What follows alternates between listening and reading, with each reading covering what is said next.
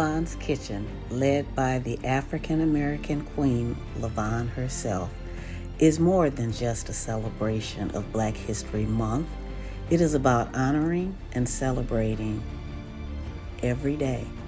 It's a journey into the heart of traditional recipes and dishes. It's a platform not only for celebrating Black history daily, but also for sharing and teaching traditional recipes and dishes.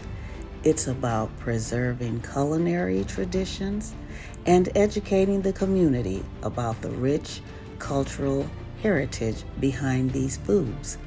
We aim to teach the community about the rich culinary heritage of all cultures, sharing stories and flavors and recipes that have been passed down for generations.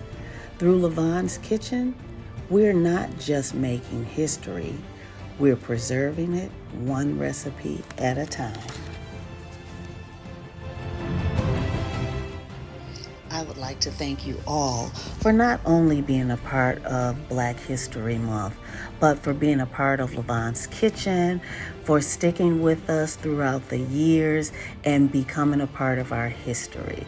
For those of you who are new to our channel, I ask that you subscribe so that you can also be a part of this history.